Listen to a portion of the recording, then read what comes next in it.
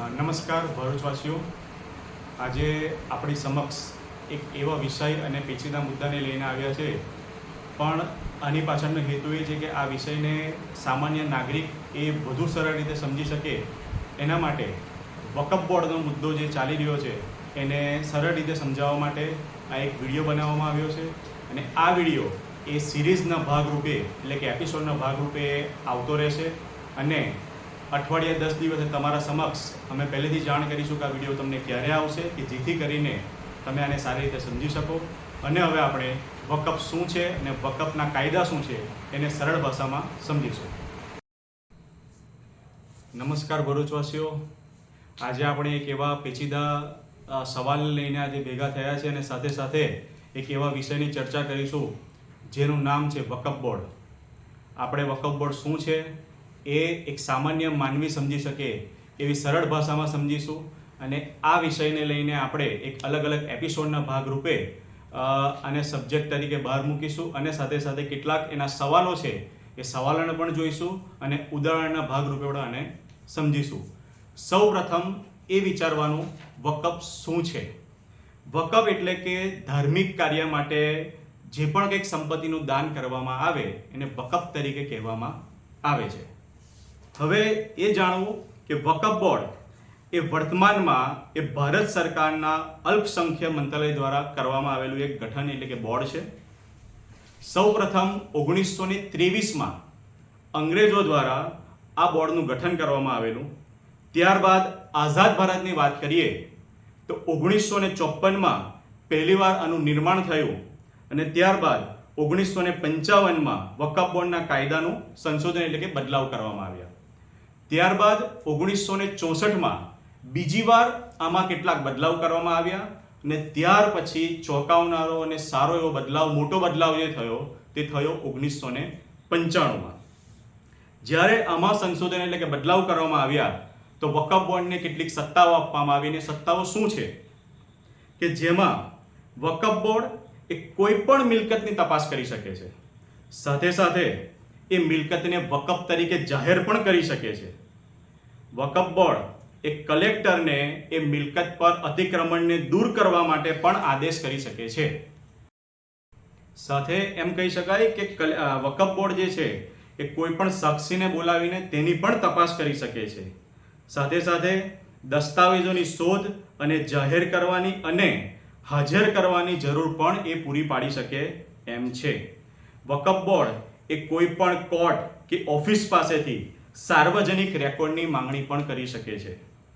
વકફ board એ ખાતાઓની તપાસ કરવા માટે સાક્ષી અથવા તો કમિશનની નિમણૂક પણ કરી શકે છે. વકફ બોર્ડ એ સ્થાનિક નિરીક્ષણ અથવા તો સ્થાનિક તપાસ પણ કરી શકે છે. એમ કહી શકાય કે આ કાયદા અનુસાર વકફ બોર્ડ કોઈ પણ મિલકત પર દાવો કરી શકે છે અને તે મિલકત તેણી કરવામાં આવશે. જો દાવો ખોટો છે તો મિલકતના માલિકે સાબિત કરવાનું રહેશે અને તે આવશ્યક છે. આ જોયું કે 1995માં કયા કયા કાયદા હેઠળ શું શું વકફ બોર્ડને સત્તા આપવામાં આવી. સાથે સાથે વકફ એક્ટ 1995માં અને એમાં પણ કલમ 40 હેઠળ જે મિલકત વકફ મિલકત હોય છે તેમાં કેટલાક નિર્ણયો લેવામાં આવ્યા કે જેમાં વકફ બોર્ડ પાસે વકફ મિલકત હોવાનું માનવાનું કારણ ધરાવતી કોઈ પણ મિલકત અંગેની માહિતી એકત્રિત કરી શકે છે. સાથે સાથે પેટા કલમ 1 મુજબ હેઠળના પ્રશ્ન પર જો બોર્ડનો નિર્ણય જ્યાં સુધી ટ્રિબ્યુનલ દ્વારા રદબાદલ અથવા તો ફેરફાર કરવામાં ન આવે તો ત્યાં સુધી એ નિર્ણયને અંતિમ નિર્ણય ગણવામાં આવે છે. આ આપણે વાત કરીએ 1995માં જે પણ કંઈક અધિકારોને સત્તાઓ એમને આપવામાં આવી. હવે વાત કરીએ 2013. 2013માં તો એટલા બધા વિશેષ અધિકાર આપવામાં આવ્યા કે જ્યારે 2013માં એ તત્કાલીન યુપીએ કોંગ્રેસ સરકારે એ વિશેષ મુસ્લિમ તુષ્ટિકરણના ભાગરૂપે આ કાયદાને એવી સત્તાઓ આપવામાં આવી કે જેના થકી કોઈ પણ ગેર મુસ્લિમ વ્યક્તિ, ટ્રસ્ટ અથવા તો સરકારી જમીનો પણ પર પોતાનો દાવો કરી શકે છે. બીજો એક વિશેષ સત્તા કે કાયદો કે જેને કહેવાય છે વર્ક ફોર યુઝર. આમાં કોઈ પણ વ્યક્તિ એ આ મિલકતને જો એ ઇસ્લામિક કાર્યો માટે વાપરતો હોય તો એમાં પણ એ સમય જતાં વકફ બોર્ડ એને પોતાના પર એનો દાવો એ કરી શકે છે. હવે આ તો થયું કે શું બે વસ્તુ થઈ. હવે ત્રીજી વસ્તુ, આ એક્ટમાં કોઈ પણ મિલકત કે જે વકફ તરીકે જાહેર કરવામાં આવે છે તે તેના મૂળ માલિકને જાણ કરવાની જરૂર નથી. આમાં મૂળ માલિકને પણ જાણ કરવામાં નથી આવતી કે તમારી મિલકત એ વકફ તરીકે છે. મૂળ માલિક એ પોતાની મિલકતનો દાવો એ નોટિફિકેશન મળે એના 1 વર્ષ સુધી જ એ એની સામે વાંધો કરી શકે છે અને એની સામે એટલી સત્તા છે કે એ ચાહે તો વકફ એ 10 કે 20 વર્ષ પછી પણ આ મિલકત વકફની છે એ જાહેર કરી શકે છે. આ કાયદા મુજબ મૂળ માલિકને એ પોતાની મિલકત પરત મેળવવા માટે સ્થાનિક સિવિલ કોર્ટમાં દાવો કરી શકાશે નહીં. પોતાની મિલકત પરત મેળવવા માટે વકફ કોર્ટ એટલે કે ટ્રિબ્યુનલ કોર્ટમાં જ એમણે જવાનું હોય છે અને જે ગુજરાત ખાતે ગાંધીનગરમાં જ આવેલી છે. કોઈ પણ ટ્રસ્ટ કે સોસાયટીની મિલકત જો વકફ બોર્ડ પોતાનો અધિકાર દર્શાવે ત્યારે આ અધિકારની એ જાણ છે તે ટ્રસ્ટ કે સોસાયટીના સભ્યોને કરવામાં આવતી નથી. તેની જાણ ખાલી ને ખાલી જિલ્લા રજિસ્ટ્રાર અધિકારી કે જ્યાં ટ્રસ્ટ અને સોસાયટીનું રજિસ્ટ્રેશન થયેલું હોય ત્યાં જ કરવાની હોય છે કે જેથી કરીને ટ્રસ્ટ અને સોસાયટીના સભ્યોને તો જાણ પણ નથી થતી કે આ મારી પ્રોપર્ટી એ વકફમાં બોલે છે. તો આ રીતની અસીમિત સત્તાઓ એ 2013માં વકફ બોર્ડને આપવામાં આવી કે જેથી કરીને મેં કીધું એ પ્રમાણે પ્રોપર્ટીના મૂળ માલિકને જાણ કરવામાં નહીં આવે. એમને જો જાણ થશે પણ તો 1 વર્ષમાં જ એની માટે એમને લડવું પડશે. તેની જ એ લોકો અરજી એ ત્યાંની લોકલ સિવિલ કોર્ટમાં નહીં કરી શકે, એની માટે ટ્રિબ્યુનલ કોર્ટમાં જ જવાનું રહેશે. ટ્રસ્ટ કે સોસાયટી હશે તો એની પણ એના સભ્યોને જાણ નહીં કરવામાં આવે. તો આ રીતની અસીમિત સત્તાઓ એ વકફ બોર્ડને આપવામાં આવી છે.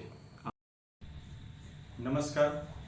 જે રીતે આપણે વકફ બોર્ડની સત્તા અને કાયદાઓને એક સરળ ભાષામાં સમજ્યા તે રીતે એક સામાન્ય માનવી કે નાગરિકના જે પણ કંઈક સવાલો હોય છે આજે એ સવાલોને આપણે આવરી લઈશું અને સરળ ભાષામાં વકફ બોર્ડને લગતા કેટલાક સવાલો છે એના આપણે જવાબ સ્વામી શ્રી મુક્તાનંદ સ્વામી પાસે જાણીશું કે આ વકફ બોર્ડને લઈને સામાન્ય નાગરિકોના જે સવાલ છે એનો કેવી રીતે આપણે એને સોલ્યુશન લાવી શકીએ છીએ.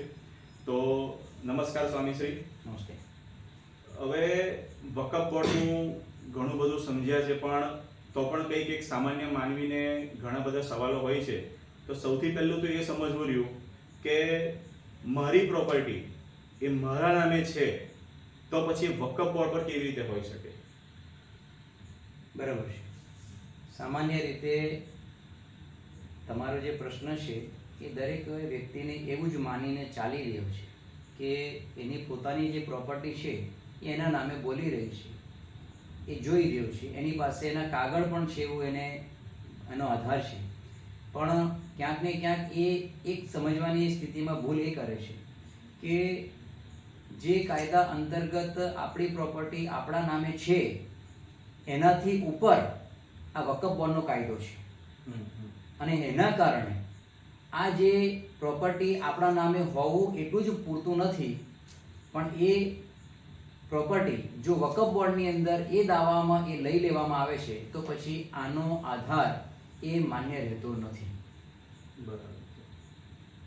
આ એક એની સીધી સમજ છે અને એ સમજ સામાન્ય વ્યક્તિએ સમજવાની જરૂર છે કે વકફ બોર્ડનો કાયદો આ બધા કાયદાથી ઉપર છે અને એટલા માટે આને સરકારી સંરક્ષણ મળેલું છે એના આધારે ઉપર છે.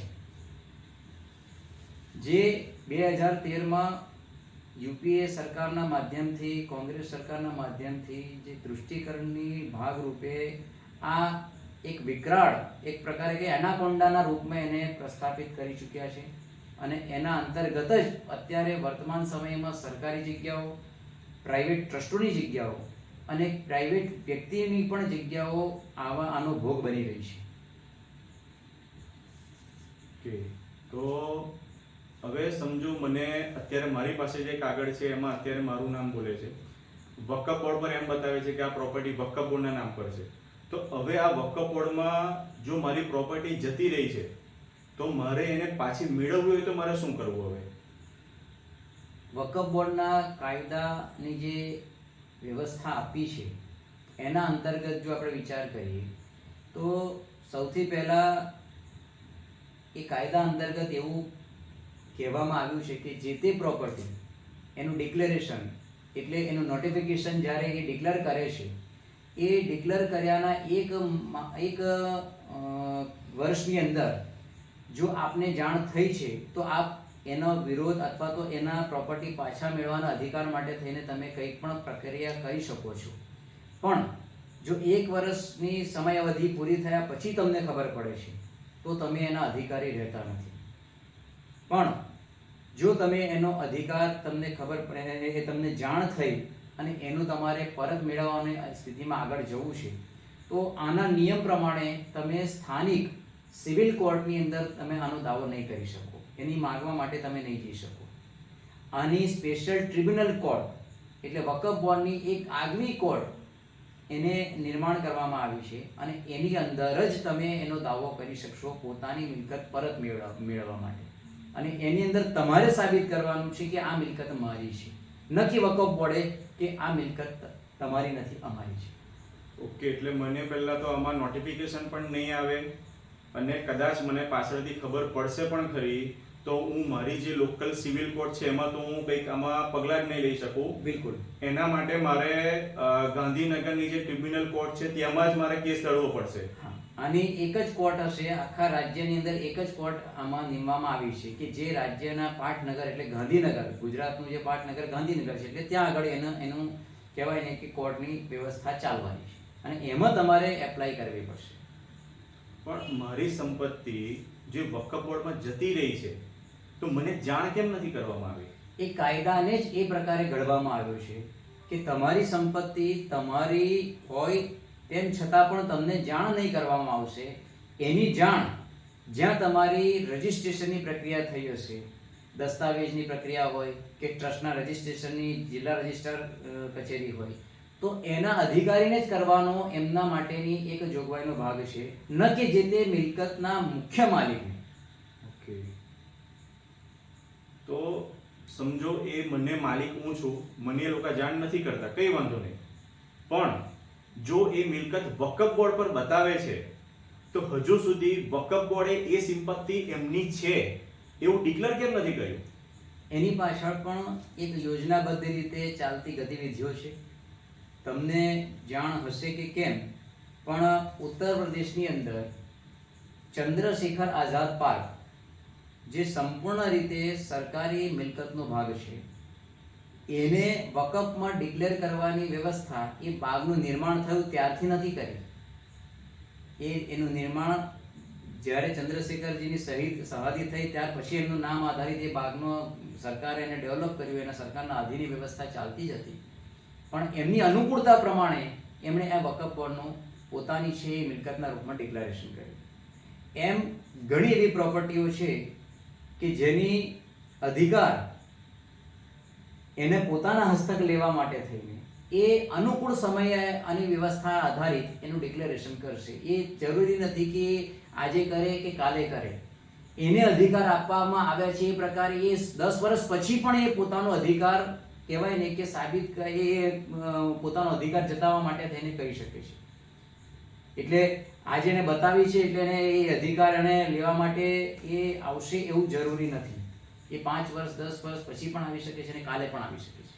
એટલે સામાન્ય નાગરિક પાસે તો સ્વામીજી જેટલું સમજ્યા કે 1 વર્ષનો જે એક સમય હોય છે તેમાં પણ લોકલ સિવિલ કોર્ટમાં તો લડી જ નહીં શકે, એમને ટ્રિબ્યુનલ કોર્ટમાં જવાનું. બિલકુલ.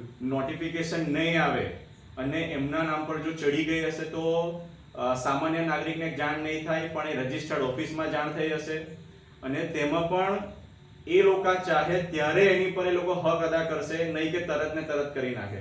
એટલે સામાન્ય વ્યક્તિ જે પ્રમાણે વાત થઈ કે આપણને તો એમ જ છે કે આ પ્રોપર્ટી અત્યારે મારા નામ પર જ છે, બધું મારું જ છે, પણ જો એ વકફ બોર્ડ પર ચડી ગઈ હશે તો એવું નથી કે તરત ને તરત જ એ લોકો હક આપણે લેવા માટે આવી જશે. એમની મરજીથી એમના સમયે 5 વર્ષે 10 વર્ષે 25 વર્ષે જ્યારે એમની અનુકૂળ સ્થિતિ હશે ત્યારે આપણી પ્રોપર્ટી પર એ લોકો હક માટે ગમે ત્યારે આવી શકે છે. તો આ રીતની એક અપાર સત્તા એ આપવામાં આવી છે વકફ બોર્ડને. તો હવે સ્વામીજી થોડુંક એ સમજવું છે કે તમારા ધ્યાનમાં આપણા ભરૂચ શહેરની એવી કોઈ પ્રોપર્ટી ખરી કે જે વકફ બોર્ડમાં ચડી ગઈ હોય પણ સિટી સર્વેમાં સમજો કે હજુ બી એવું જ બતાવતું હોય કે આ પ્રોપર્ટી તો આપણી જ છે એમ, તો એવી કંઈક પ્રોપર્ટી તમારા ધ્યાનમાં ખરી કે જેને તમે કંઈક અમને માહિતી આપી શકો એ બાબતમાં? બિલકુલ. આમાં ભરૂચ શહેર, ભરૂચ જિલ્લાની અંદર ઘણી બધી એવી પ્રોપર્ટીઓ છે કે જે સામાન્ય વ્યક્તિની જે સમજ પ્રમાણે એની જે સરકારી ગુજરાત સરકારની જે પોર્ટલ છે એની અંદર એની પ્રોપર્ટી એના નામે બોલે છે, પણ એ જ પ્રોપર્ટી એ અલ્પસંખ્યક મંત્રાલય અંતર્ગત ચાલનારો જે વકફ બોર્ડ છે અને એનું જે પોર્ટલ બનાવ્યું છે, જે વામસી પોર્ટલ છે, એની પર પણ બોલે છે. એની ઘણા બધા આપણી પાસે ઉદાહરણ છે. હું તમને એવા 2-3 ઉદાહરણ બતાવું છું. જરૂરથી સમજીએ કે કેવી રીતે આને જોઈ પણ શકાય, તો અમને પણ એક આઈડિયા આવે કે અમે પણ કેવી રીતે ચેક કરી શકીએ કે અમારી પ્રોપર્ટી વકફ બોર્ડમાં છે અને આપણા ભરૂચ જિલ્લાના સર્વે નંબર પર બી કેવી રીતના ચેક કરવું તે અમને થોડીક માહિતી આપશો. એટલે સામાન્ય વ્યક્તિ ચેક કરી શકીએ એ જ ઉદ્દેશથી હું આપની સામે બતાવું છું. બેઉ સાઈડો તમારી સામે ઓપન કરીશ અને એ બેઉ સાઈડો પર જે પ્રોપર્ટી હશે એ પણ તમને બતાવીશ. જરૂરથી. તો આપણે હવે જોઈશું કે ઈ મિલકત પર એટલે સરકારી પોર્ટલ પર આપણી મિલકતની સ્થિતિ શું છે અને વામસી પોર્ટલ એટલે વકફ બોર્ડના પોર્ટલ પર એ મિલકત કેવી રીતે બતાવવામાં આવી છે. તો સૌથી પહેલાં આપણે ઈ મિલકત ખોલીશું. ઈ મિલકત આપણે ખોલીએ છીએ. આ સરકારી સાઇટ છે અને સરકારે આપણી વ્યવસ્થા માટે થઈને આપેલી આ વ્યવસ્થા છે. એમાં શહેરી વિભાગને સિલેક્ટ કરીશું એટલે આ પ્રકારનું એક વિગત આપણે ભરવાની હશે. એમાં સર્વે નંબર જે છે, સર્વે નંબરની ડિટેલ્સ આપણે જોઈએ છીએ એટલે આપણે એ પ્રકારે સિલેક્ટ થયેલું છે. એમાં ડિસ્ટ્રિક્ટ, તો આ ગુજરાતના બધા ડિસ્ટ્રિક્ટ છે, એમાં આપણે ભરૂચને સિલેક્ટ કરીશું. ત્યાર પછી સિટી સર્વે ઓફિસ, તેની અંદર જે ભરૂચને આપણે સિલેક્ટ કરીશું અને એમાં સિટી સર્વે વોર્ડ, તો એ વોર્ડની અંદર વોર્ડ નંબર 3 જે મિલકત આપણે જોવાની છે એ વોર્ડ નંબર 3માં બતાવે છે એટલે આ city survey number ward number 3. ત્યાર પછી સર્વે નંબર આપણા અંદર એમાં એડ કરવાનો આવશે એટલે સર્વે નંબર 1705.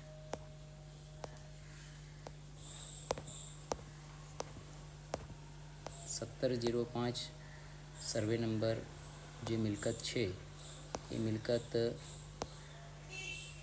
ભરૂચ બહારની ઊંડાઈની મુખ્ય મસ્જિદની પાછળના ભાગે જે જમીન છે આ તેનો સર્વે નંબર છે.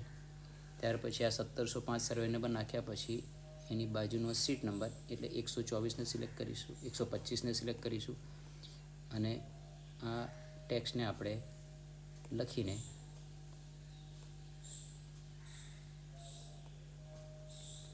આગળની ડિટેલ્સ જોઈશું. તો આ સર્વે નંબર જે નાખ્યો એની આ વિગત આપણી સામે આવી ગઈ છે. ડિસ્ટ્રિક્ટ ભરૂચ છે, સિટી સર્વે ભરૂચ છે, વોર્ડ નંબર 3 છે, સીટ નંબર 125 છે અને સર્વે નંબર 1705 છે. એનો એરિયા 662.84 ચોરસ મીટર છે. આની સ્થિતિ આપણે જોઈએ તો એ મૂળ ધારણકર્તા એટલે શ્રી સરકાર છે અને હાલ એટલે વર્તમાનની અંદર પણ જો કોઈ ધારણકર્તા છે તો પણ તે શ્રી સરકાર છે. એટલે આ સ્થિતિ આપણી ઈ પોર્ટલ પર એટલે સરકારી પોર્ટલ પર આ 1705 નંબરના સર્વે નંબરની આપણે બતાવી છે. હવે આ જ સ્થિતિ આપણે વકફ બોર્ડના પોર્ટલ પર જોઈશું, વામસી પોર્ટલ પર. આ વકફ બોર્ડનું વામસી પોર્ટલ આપણે ઓપન કર્યું. આ વામસી પોર્ટલ ઓપન થાય છે એની સામે આપણી સામે જે વિગતો છે એમાં જમણી બાજુના પોર્શન પર જે રાજ્ય વાઇઝ બધી લિસ્ટ છે એમાં આપણે 9 નંબર એટલે ગુજરાત રાજ્યને સિલેક્ટ કરીશું. ગુજરાત રાજ્યને સિલેક્ટ કરશો એટલે એક પેજ ઓપન થશે. એમાં ગુજરાત રાજ્યનો નકશાનો ઉપર વિગત છે. એમાં 3જા નંબર એટલે વર્તમાન સ્થિતિને સિલેક્ટ કરીશું. આ વર્તમાન સ્થિતિને સિલેક્ટ કરીશું એટલે અંદર થોડી વિગત ભરવાની આવશે. ગુજરાત સ્ટેટ વકફ બોર્ડ એ તો છે જ. નીચે જે જિલ્લો એટલે જિલ્લાની અંદર આપણે આ જે ગુજરાતના જિલ્લામાં ભરૂચ જિલ્લો આપણે સિલેક્ટ કરી, ઉપજિલ્લો એટલે સિલેક્ટ સબ ડિસ્ટ્રિક્ટની અંદર પણ આપણે ભરૂચને સિલેક્ટ કરીશું. ત્યાર પછી નીચે વકફ કિસકે અંતર્ગત है, सभी क्षेत्रे, ग्रामीण क्षेत्र કે શહેરી ક્ષેત્ર, તો આપણે શહેરી ક્ષેત્રને સિલેક્ટ કરીશું. એટલે એની અંદર ગાંવ શહેર, તો આ સિલેક્ટ ટાઉનની અંદર ભરૂચ મેન એને સિલેક્ટ કર્યા પછી વ્યૂ ડેટાને આપણે ઓપન કરીએ. આ વ્યૂ ડેટાને ઓપન કરતાં આપણી સામે એક પેજ આવે છે. આ પેજ એ ભરૂચ શહેરની ટોટલ જે વકફ બોર્ડ પર વામસી પોર્ટલ પર જે ડિક્લેર કરેલી છે એ મિલકતો આની અંદર દર્શાવી છે. એટલે 1426 મિલકતો વકફ વામસી પોર્ટલ પર ભરૂચ શહેરની બતાવી છે. જમણી બાજુના પોર્શન પર કયા કયા પ્રકારની મિલકતો છે એની વિગત છે. તો એમાં પહેલું છે એગ્રીકલ્ચર લેન્ડ એટલે ખેતીની જગ્યાઓ. ત્યાર પછી બિલ્ડિંગ છે, પછી દરગાહ, મજાર, મકબરા, દારુલમ, ગ્રેવયાર્ડ, હાઉસ, એવા અલગ અલગ મસ્જિદ એટલે મોસ્ક છે, પ્લોટ છે, સ્કૂલ, શોપ, અધર્સ, આ ટોટલ બધાનું જે આપણે જોઈએ છે 1426 થાય છે. એમાં આપણે હવે જે મિલકત જોવાની છે ગ્રેવયાર્ડની અંદર બતાવશે. એટલે આ ગ્રેવયાર્ડને આપણે સિલેક્ટ કરીશું. એટલે 24 એની ટોટલ મિલકતો અહીંયા બતાવી છે. 24 આ 24 મિલકતોની અંદર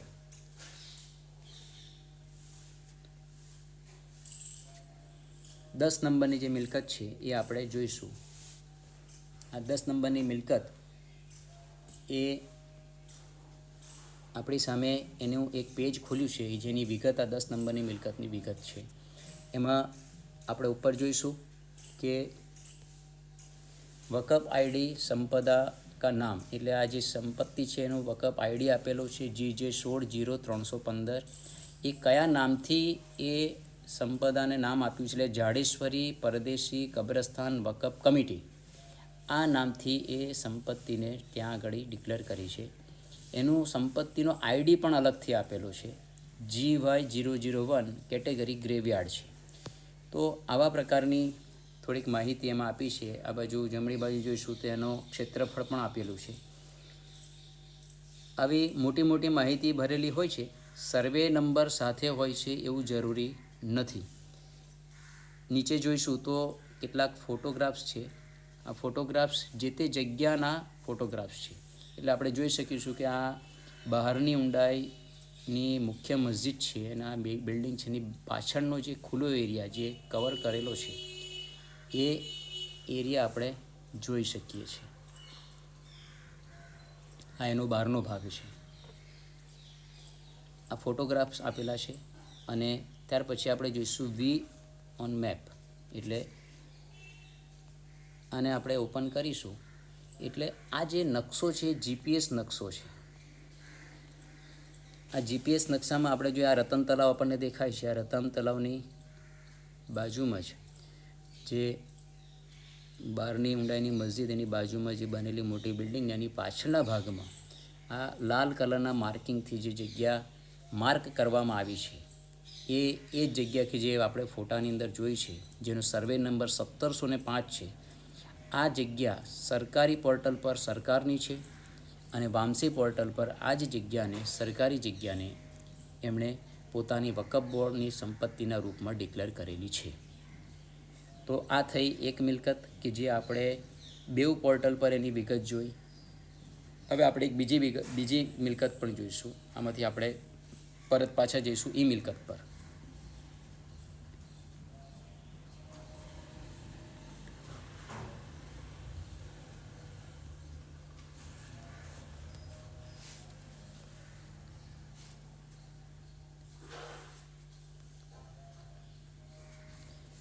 હવે એ મિલકત પર પાછા આપણે આવી ગયા છે. ફરી પાછી આપણે વિગત ભરીશું, જેની અંદર ભરૂચ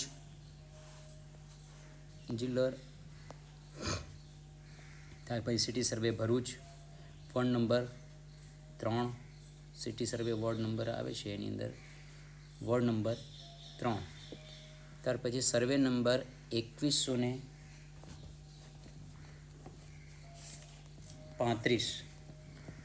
2135 નંબરની જે મિલકત છે એને આપણે અત્યારે હવે જોવા જઈ રહ્યા છે. આ મિલકત બહારની ઊંડાઈ અને કુંભારવાડની વચ્ચેનો જે ટેકરો છે આ એ ટેકરાનો મિલકત છે. એટલે સુથાર ટેકરાની પાછલા ભાગમાં જે લાગે છે ત્યાં આ મિલકત આવેલી છે. એની વિગત ભર્યા પછી આપણી સામે આ એની જે ડેટા આપ્યો છે, ભરૂચ જિલ્લો, city survey Bharuch, ward number 3, seat number 124, survey number 2135. આનું કુલ ક્ષેત્રફળ છે 5506.79 ચોરસ મીટર.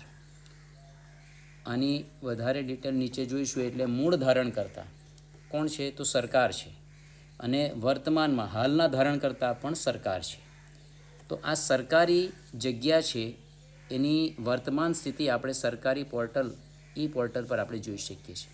હવે આ જ જગ્યા આપણે વામસી પોર્ટલ એટલે વકફ બોર્ડના પોર્ટલ પર શું છે એને આપણે જોઈશું.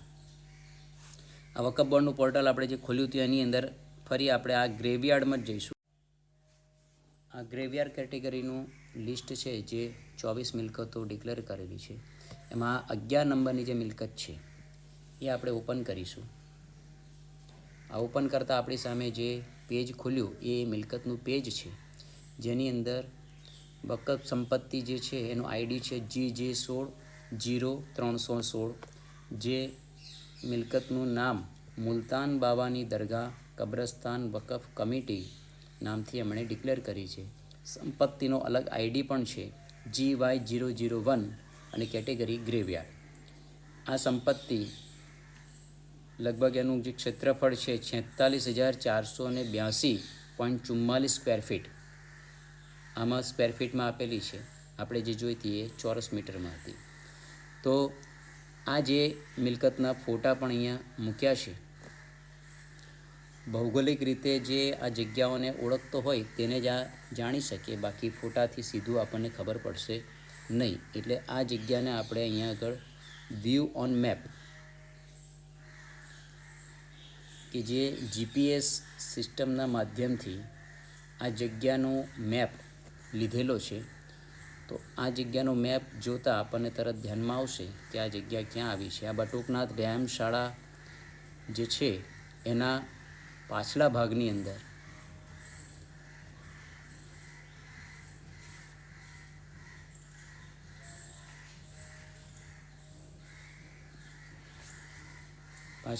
અંદર આવેલી છે.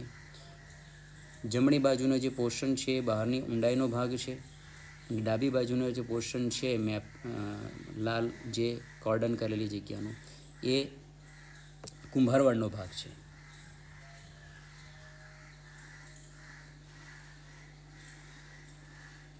આ રતન તલાવ, આ લાલા લજપતરાય બાગ છે, બહારની ઊંડાઈની એન્ટ્રી છે.